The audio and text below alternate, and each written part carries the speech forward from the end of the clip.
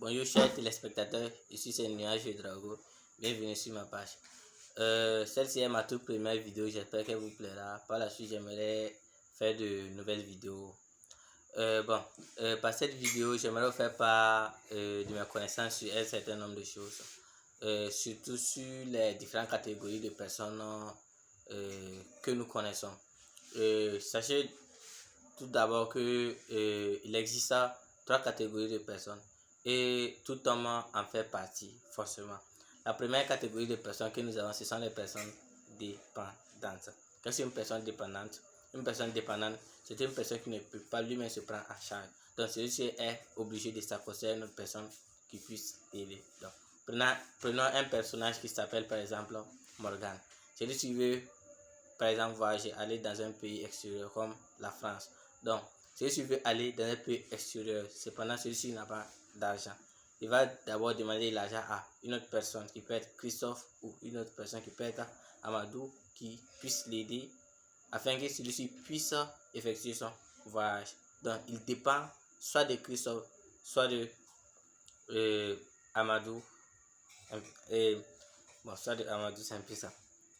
Donc, telle est la première catégorie de personnes que nous avons, les personnes dépendantes. Et la seconde catégorie de personnes que nous avons, ce sont les personnes indépendantes. Qu'est-ce qu'une personne indépendante?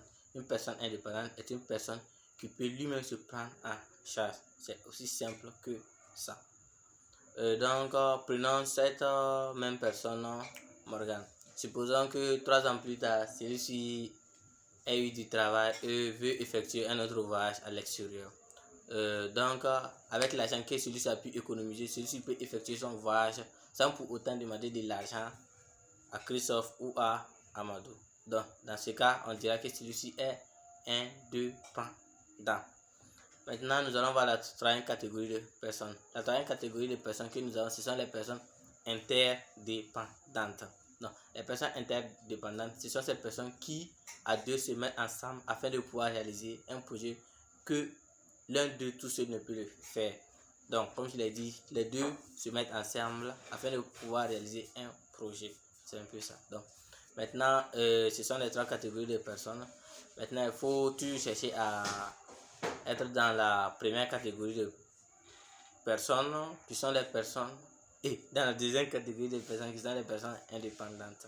Car bon, supposons si vous êtes toujours une personne dépendante, vous demandez toujours quelque chose à quelqu'un, par la suite sera ennuyant. Donc, cherchez toujours à être des personnes indépendantes. Là, vous pouvez effectuer des choses sans l'avis de quelqu'un. Bon, disons, même en prenant l'avis de quelqu'un, cela n'est pas une obligation. C'est un peu ça. Non. Merci si cette vidéo vous a plu, likez et puis bonne suite à vous.